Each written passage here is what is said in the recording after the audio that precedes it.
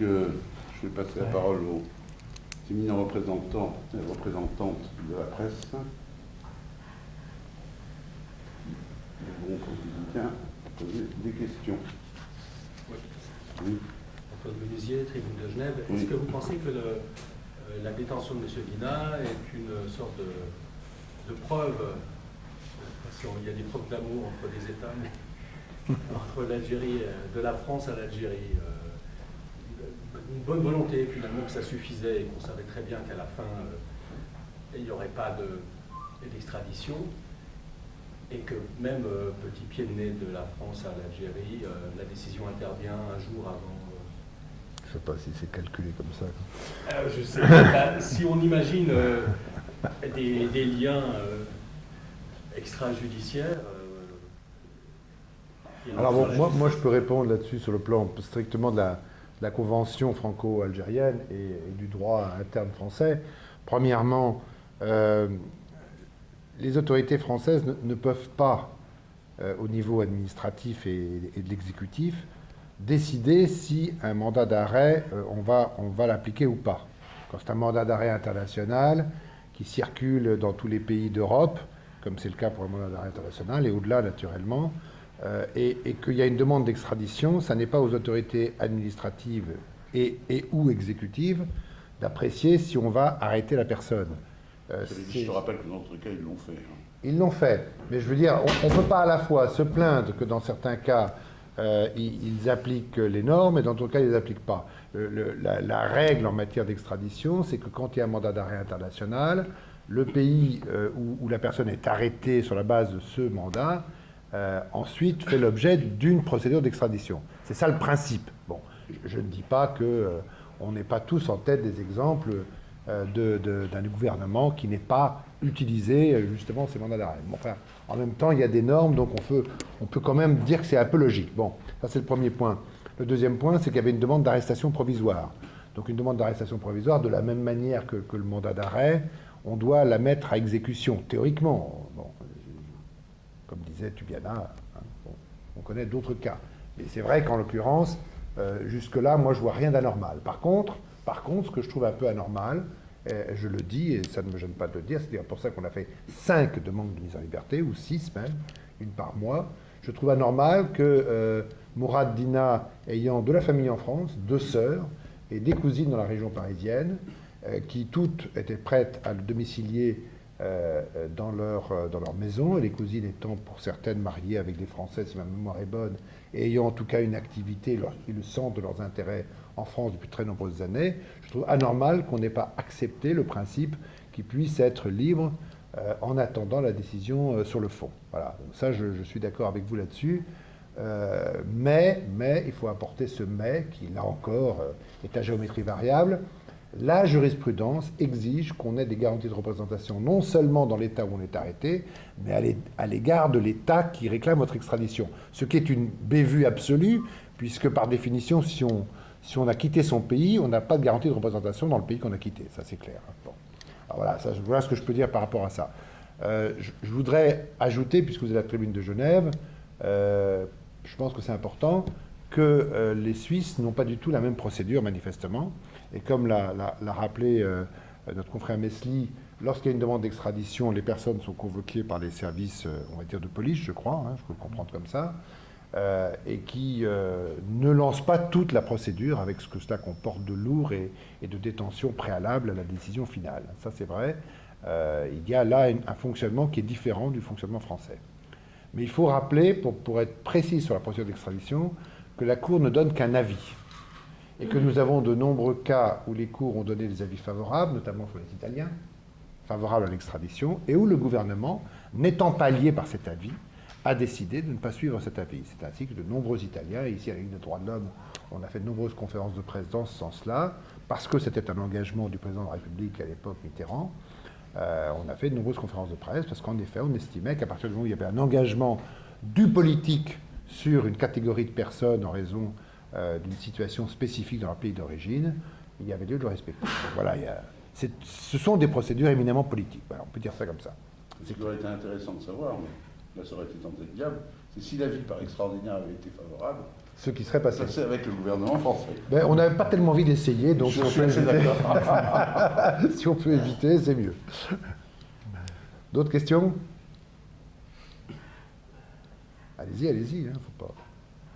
Allez-y. Oui, monsieur. Nous félicitons pour la libération de Mohamed. Attendez, monsieur, vous êtes de quel genre? On est ex-secrétaire général de l'Union des démocrates musulmans. On va peut-être d'abord donner la parole à la presse avant les intervenants hors presse. Oui.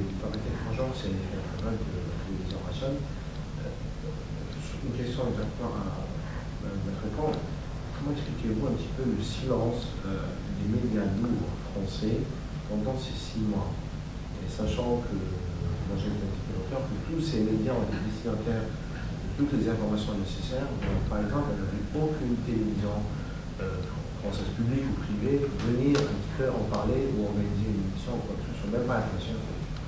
Est-ce que c'est dû un petit peu à ce qu'on appellerait la France-Algérie? Je crois d'abord qu'il faut bien situer le moment de l'arrestation de Mourad Dina en France. Cette arrestation se situe en pleine campagne électorale. Bon. D'abord, je pense que ce n'est pas un hasard, pour tout dire, parce qu'on sait que le mandat d'arrêt était dans les cartons des services de police français depuis déjà au moins presque une dizaine d'années. Hein. Il y a de 2003, il a été envoyé, je crois, un peu plus tard, en 2004, mais on sait à travers le dossier que la chose était entre les mains des services spécialisés pour ces genres d'arrestation. Et Mourad Dina était venu plusieurs fois en France, préalablement à cette arrestation. Donc le moment où ça intervient est un moment très délicat. On est en pleine campagne électorale, on ne sait pas quels vont être les résultats par définition, on peut espérer ceci ou cela, mais on ne sait pas. Et je pense que ça n'a pas été un moment favorable pour qu'il y ait une prise de position des uns ou des autres précise sur ce point-là. J'apporterai un correctif, alors je ne peux pas parler au nom de la presse, hein, mais j'apporterai un correctif. Human Rights Watch avait, je crois que je peux le dire maintenant, je ne sais pas si le représentant du Human Rights Watch est là, avait interrogé Fillon, puisqu'en dernière instance, c'est le Premier ministre qui prend la décision au cas où l'avis est favorable. Et moi, j'ai trouvé que la lettre de Fillon était très ouverte à une conception plutôt libérale de l'extradition, puisqu'il terminait sa lettre en disant que la France sera particulièrement attentive à tout ce que la Cour européenne a dit sur les extraditions, s'agissant d'Algériens, d'une part au traitement que Mourad Dina pourrait recevoir dans son pays d'origine, et d'autre part aux capacités de ce pays d'origine à organiser un procès équitable. Et que ce serait là des éléments de critères pour la décision ministérielle. Alors moi j'ai trouvé ça assez ouvert comme façon de poser le problème. Je dois dire que je ne m'attendais pas tellement à cela. Mais comme en effet le droit français prévoit 2 exceptions à l'extradition, et notamment le fait de ne pas être traité correctement au regard des principes du procès équitable, j'ai trouvé que c'était une ouverture correcte et en tout cas légalement justifiée. Mais pour la presse, je ne peux pas vraiment y répondre. Je pense que c'est tombé à un moment très particulier. Et je pense, une fois de plus, que nous sommes dans les relations très compliquées franco-algériennes sur lesquelles, bon, je veux dire, enfin bon, je ne vais pas le dire ici, hein, mais c'est compliqué. Très, très compliqué.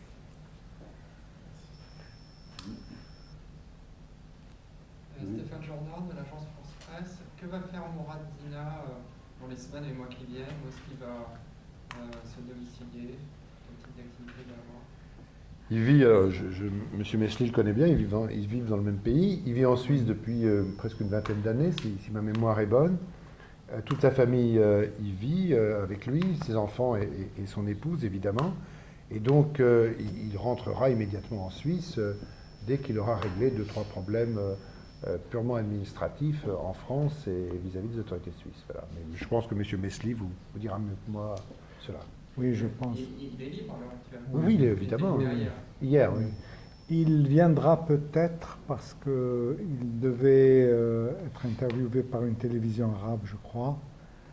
Et il doit également faire des démarches puisque son titre de voyage est expiré avec l'ambassade de Suisse pour le renouveler.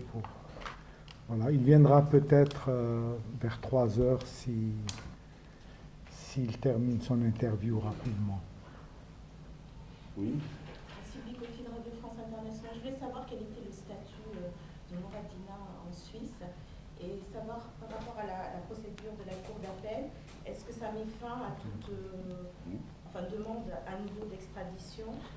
Est-ce qu'il y a encore des risques pour En France, je pense qu'il n'y a plus de risque aujourd'hui. On peut imaginer qu'il y ait d'autres demandes d'extradition fondées sur d'autres condamnations. Hein. Oui. Ça peut toujours arriver en France. Oui. Et à ce moment-là, ça ferait un nouveau mandat d'arrêt, une nouvelle demande. Ça peut se concevoir. Mais je pense que Faudrait qu'il soit en ça France, paraît ça un bien. peu, oui. Théoriquement, c'est toujours possible, bien sûr. Donc, son statut en Suisse, il est réfugié politique? alors, en fait, il a un statut assez particulier parce que Mourad Dina est parti en Suisse directement des États-Unis à la demande des autorités, enfin de l'Université Polytechnique fédérale de Zurich, pour y enseigner. Donc, il est allé bien avant les événements de 92 en Algérie. Et il avait à ce moment-là un statut de résident régulier en Suisse et un peu plus tard en France d'ailleurs, puisqu'il est allé ensuite travailler au CERN, au Centre d'études de recherche européen, qui est à la frontière entre Genève et la France. Celui qui a découvert le boson de Higgs hier, hein, quand même. Hein, bon, quand même. À 99,81. Donc il est allé, lui, pour enseigner, pour travailler au CERN avant les événements d'Algérie. Et il a été contraint de demander l'asile en Suisse dès qu'il a commencé à faire l'objet de pression du gouvernement algérien sur les autorités suisses et il n'a jamais obtenu donc de statut de réfugié en Suisse, mais il y résidait légalement avec sa famille. Donc ses enfants sont tous nés en Suisse et il réside légalement en Suisse depuis une vingtaine d'années. 93, depuis 93.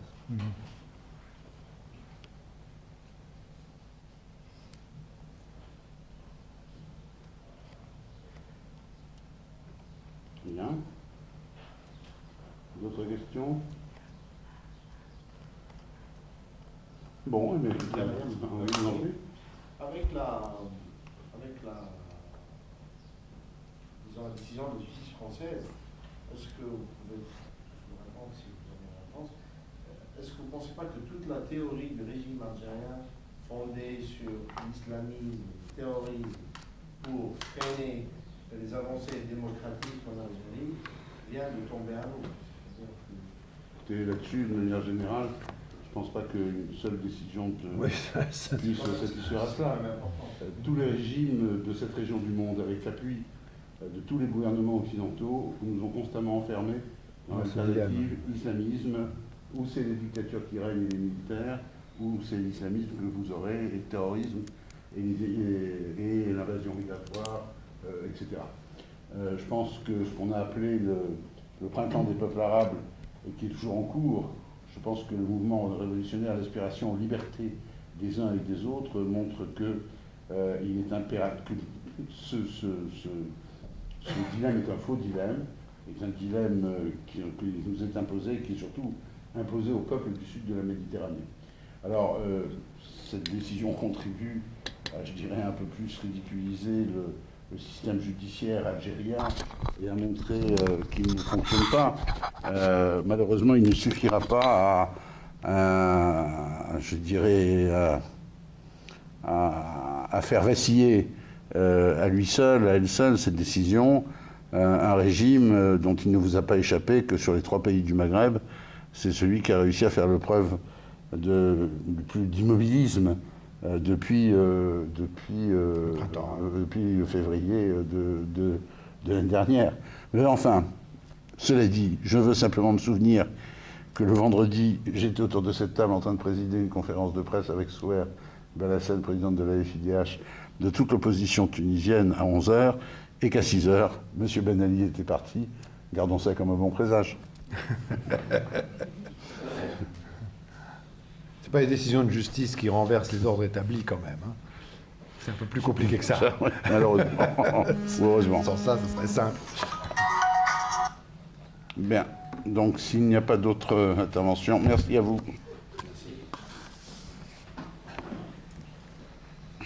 Mais ce n'est pas lui qui fait les lois. Mais malheureusement, en Algérie, j'ai trouvé que c'était pire. Car non seulement on a des lois, bien sûr, qui sont plus que discutables, mais encore que les procédures judiciaires sont, pour le moins qu'on puisse dire, inexistantes ou totalement dévoyées. Donc on a un juge qui prend des décisions sur un simple coup de fil, sur une injonction des services de renseignement. Et je me suis dit qu'en fait, c'est tout à fait inacceptable qu'aujourd'hui on ait un système judiciaire, alors que l'Algérie est censée être partie à des conventions internationales des droits de l'homme, qu'une telle justice continue à fonctionner ainsi. Et je crois que ça a été exprimé de la façon la plus éclatante par l'avocat général devant la cour de la chambre d'instruction de Paris, qui a utilisé un terme que j'avais noté sur une feuille la veille de l'audience, ubuesque. Voilà l'état de la justice algérienne. Et ça fait mal au cœur. Bien sûr, sur un plan personnel, j'étais réjoui que ça se termine comme ça, qu'il y ait la libération au bout de compte, mais en tant qu'Algérien, j'étais profondément blessé, je le suis encore, surtout à 50 ans après l'indépendance. Pour le dire clairement, on n'a pas d'État, parce qu'on n'a pas d'État de droit. Et c'est ça ce qui blesse tout citoyen algérien. C'est pour ça que, pour moi, je suis encore plus convaincu de la nécessité de mener ce combat pour les droits de l'homme, et je suis content de pouvoir le dire dans un endroit aussi important que les locaux de la Ligue des droits de l'homme à Paris, et aussi qu'il ne peut aussi être un combat droit de l'hommiste, simplement, parce qu'il y a toujours une dimension politique, et que les deux doivent marcher de pair, parce que si on fait l'un sans l'autre, on peut être soit utopique, soit rechercher un pouvoir pour faire pire que les autres. Et ce n'est pas ce que nous devons rechercher. Voilà. Donc c'est un petit peu ce message et puis que je voulais dire. Et j'ai aussi une pensée, j'ai rencontré des gens à la prison de la santé, c'est un autre monde. On voit de tout. On voit de tout. Et le travail des droits de l'homme doit se faire aussi à Paris, peut-être, sur certains points. Et c'est ce qui donne, je dirais, du goût, oui, du goût à la vie de toute personne qui se veut militante pour des principes. On est surpris de voir que partout, il y a des choses à s'indigner. Qu'est-ce qui doit nous faire indigner? Quoi donc, par exemple, durant ces 6 mois? Eh bien, écoutez, j'ai trouvé des choses de l'actualité, par exemple. Bon, il y a des fois des choses toutes simples, toutes simples, pas pour les personnes, parce que, par exemple, quand vous êtes concerné par une erreur judiciaire en passant 17 ans derrière les barreaux, encore que ça, l'erreur, disons, est humaine. Hein, donc, mais il y a d'autres choses. Par exemple, j'ai vu ce que voulait dire dans la réalité certaines choses ici en France. Par exemple, le fameux titre « Association de malfaiteurs pour entreprises terroristes » à des gens qui étaient en prison et qui ne savaient pas très bien pourquoi. Enfin, c'était, bien sûr, je le répète, nous sommes dans un état de droit, il y a une justice qui fonctionne, mais je crois qu'il y a en amont, au niveau du législateur, des choses, et c'est là où je mets le lien entre le politique et les droits de l'homme, c'est qu'il y a des choses auxquelles il va falloir réfléchir sérieusement. Enfin, quand vous avez des gens qui ont passé 10 ans à l'isolement parce qu'on aurait dit quelque chose, j'ai vu même des câbles sur Wikileaks, des états d'esprit de juges qui prononcent des peines. Oui, ça... Moi, je veux le dire à la Ligue des droits de l'homme ici à Paris. Voilà. Donc, je ne citerai pas de cas concrets, mais j'ai pris mes petites notes, et puis c'est des combats peut-être qu'il va falloir mener. Est-ce qu'au-delà de ces aspects juridiques, est-ce que vous avez parlé, je dirais, avec des personnes qui peuvent être un petit peu parfois perturbées sur le plan de leur appréhension de la religion musulmane? Est-ce que vous avez parlé avec eux? Vous avez des discussions un petit peu théologiques? Il ne faut pas se voiler la face, mais disons, on est à Paris, il y a des situations, dans des contextes historiques qui sont connus, il y a toujours des frictions. On commémore aujourd'hui le 50e anniversaire de l'indépendance de l'Algérie. Bon, ce terme, on le mentionne avec beaucoup d'amertume, hein, parce que bon, le premier président algérien avait parlé d'indépendance confisquée. Je me demande ce qu'il aurait dit aujourd'hui. Hein, donc, on est encore loin d'avoir achevé ce chemin. Encore une fois, j'ai dit que cette affaire-là le montrait sur un plan d'un des fondements de l'État tel qu'il doit être conçu de nos jours, l'État de droit. Il reste tellement à faire que je n'utiliserai pas de gros mots pour le décrire, mais chez nous, on en est très très très loin. C'était pas ma question, c'était avec des détenus musulmans, disons, oui, pour parler oui, franchement. Est-ce que vous avez eu des discussions un petit peu pour les calmer sur certains aspects? Non, mon rôle n'était ni de calmer, ni de faire ni de prêcher quoi que ce soit. C'était pour moi un moment de voir les choses. Mais moi, je ne suis pas de ceux qui parlent facilement de stigmatisation, de faire un petit peu les victimes, les musulmans sont victimes.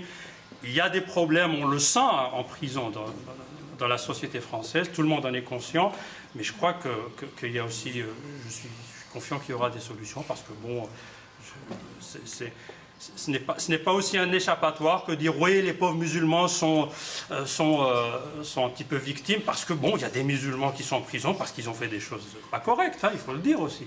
Et ce sont des citoyens, et il y en a qui le reconnaissent sans problème. Donc moi, je ne pense pas du tout qu'il faille lier ça à un problème de religion. Parce que parmi les personnes que j'ai vu beaucoup de monde, hein, j'ai vu des Basques, des Corses, c'est pas seulement un problème de... Ben oui, on discute dans la promenade, et ce n'est pas un problème d'islam ou de place de l'islam. Je crois moi, je veux découpler ces choses-là de ce cercle islam, prison, violence, etc. C'est un cercle où il faut sortir. On est dans un monde musulman en plein tumulte. C'est clair qu'il a beaucoup de problèmes, et je pense que le problème de fond dans nos pays, et dont souffrent les gens nuit et jour, c'est surtout dans nos pays, je ne parle pas de la France, c'est que l'absence de l'état de droit. C'est ça, parce que les gens ne se sentent pas en sécurité dans leur pays, parce qu'ils ne sont pas protégés par la loi, c'est tout. Ils sont sous l'arbitraire, qui peut frapper à tout moment d'une façon la plus violente qui soit. Voilà. Et moi, la chose que j'ai insisté sur, donc l'histoire récente, ces 20 dernières années de l'Algérie, c'est que j'espère que la façon dont le dossier juridique me concernant a été vu et exposé dans toutes ces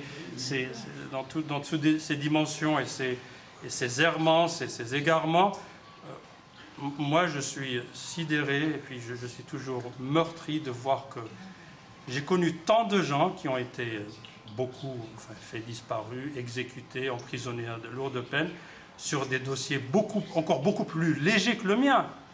Alors que le mien, bien sûr, il est sur une échelle d'inacceptable. Hein, donc ça a été, excusez l'expression, le geste qu'aurait pu faire le procureur à Paris, c'est de le prendre et de le mettre dans une poubelle. Donc ce n'est pas dans un palais de justice qu'on discute à un tel niveau. Alors il y a des choses encore pires qui ont eu lieu en Algérie. Donc, et ça, il ne faut jamais l'oublier. Donc voilà. C'est un petit peu ça, c'est cette réflexion. Je sais que ça ne sera pas facile, parce que 50 ans après l'indépendance, il y a des non-dits, des choses qu'on ne peut pas encore aborder sur l'histoire algéro-française.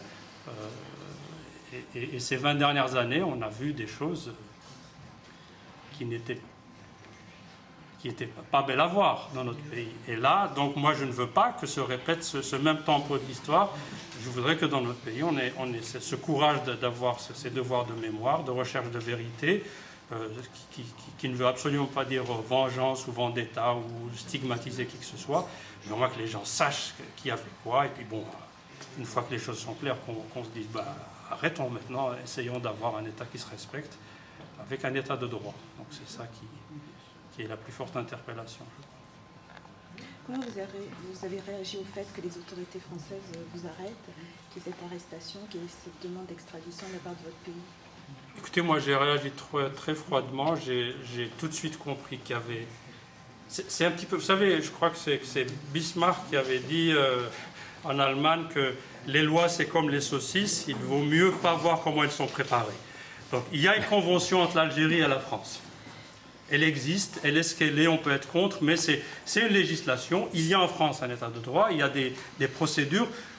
Moi, je dois reconnaître, enfin, ça c'est au crédit de tout l'appareil judiciaire et aussi policier français, que de la première minute, les procédures ont été respectées. Hein. Donc je ne vais pas dire que j'étais maltraité ou je ne sais quoi. C'était toujours j'ai senti que j'étais dans un état de droit, mais bien sûr, il y a des lois. Alors les lois peuvent être injustes, ça tout le monde le sait.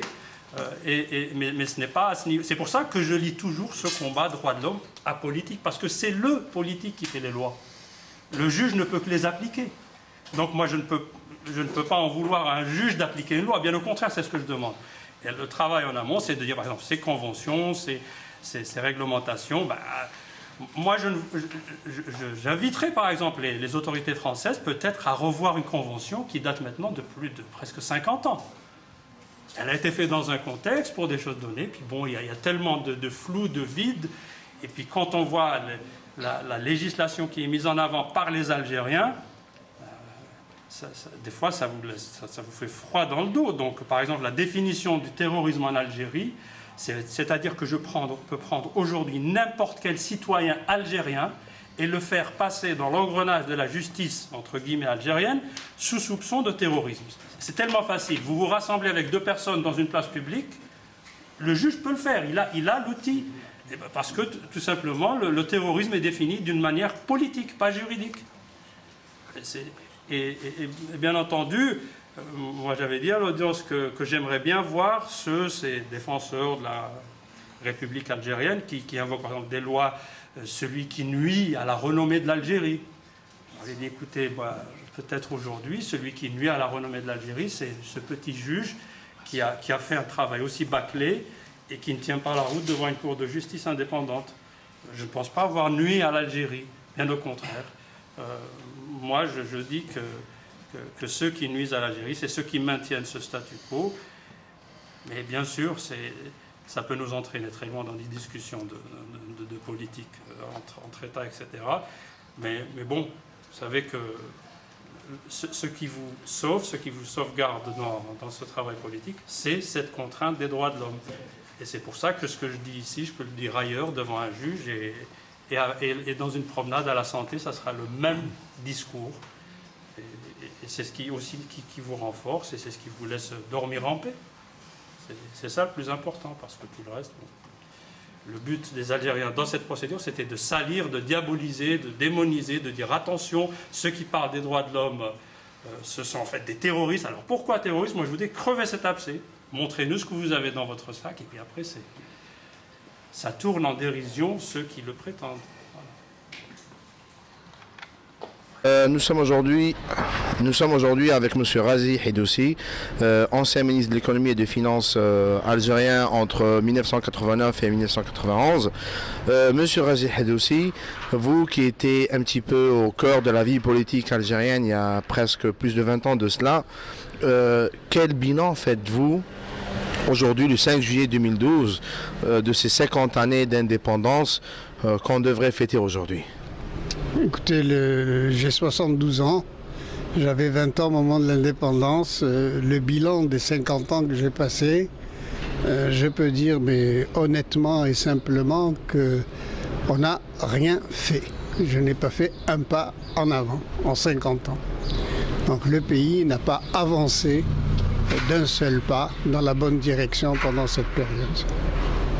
Pensez-vous que c'était un petit peu le vœu de nos parents et grands-parents qui ont enclenché cette révolution, que l'Algérie arrive à cette situation aujourd'hui, sachant que le 50e anniversaire de l'indépendance coïncide avec une Algérie étant dirigée par un gouvernement provisoire, ce qui était le cas le 5 juillet 62?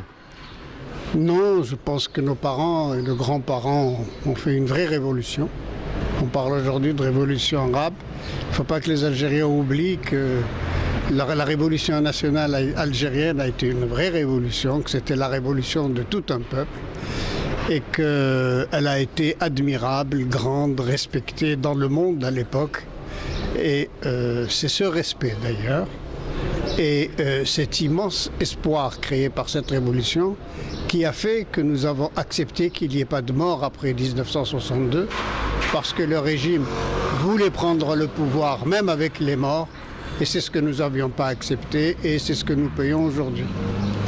Comment voyez-vous un processus de changement futur ou présent qui pourrait aller vers une instauration d'une réelle démocratie et d'un réel état de droit? Je pense que ça appartient à Dieu. Il y a des phénomènes qui jouent, le phénomène démographique joue, notre génération s'en va, celle de nos parents s'en va. Et la nouvelle génération a certainement une autre manière de voir l'Algérie, une autre manière de voir le pays. Peut-être qu'elle sera difficile. Je sais que les Algériens sont unis et c'est ça qui est important. Ils sont unis dans le sens de la justice, dans le sens de la liberté, dans le sens de l'empêchement du vol et du mépris par le pouvoir. Et je pense que cette culture algérienne, qui est la culture de la solidarité, qui est la culture de la liberté, va leur permettre nécessairement, le moment viendra sans qu'on l'attende, comme cela s'est passé en Tunisie, comme cela s'est passé en Égypte. Je ne pourrais pas vous dire quand, mais quand le moment viendra, j'espère que toute la culture d'union qui a fait la révolution algérienne retourne demain parce qu'elle existe encore. Vous êtes là pour assister à la conférence de presse donnée suite à la décision de la justice française de ne pas donner suite à la demande d'extradition du docteur Mourad Dehina. Quelle lecture faites-vous de cette affaire ? Je pense qu'on est le 50e anniversaire, la date du 50e anniversaire, une énorme publicité, y compris dans les journaux français d'ailleurs, fait que pour montrer que c'est une grande victoire, eh bien je pense que nous avons eu quand même un grand cadeau. La justice française nous a fait un grand cadeau puisqu'elle a crevé l'abcès, qui montre que ces honnêtes intellectuels algériens qui sont dans l'opposition ne sont pas, comme le disait de la presse algérienne, des terroristes, ne sont pas des criminels, mais que ce sont des braves gens. Ça, c'est une énorme victoire au 50e anniversaire contre le système judiciaire algérien et contre le pouvoir algérien. Et tout son argent, tout ce qu'il a pu dépenser pour cet anniversaire est remis en cause par ce simple procès. Même si cela coûte à M. Dehina d'avoir fait 6 mois de prison, c'est une énorme victoire de mon point de vue pour nous. Vous avez de l'espoir pour l'avenir de la démocratie et de la justice dans notre pays ? Mais bien sûr, on ne peut pas être un être humain, on ne peut pas être un homme politique sans avoir l'espoir que les gens de la justice et de la liberté gagnent. Nous gagnerons, que nous soyons vivants ou morts. Sur cette note d'espoir, on vous remercie beaucoup d'avoir accordé ce petit entretien à Rachat TV. Merci beaucoup, M. Razi Haddouzi.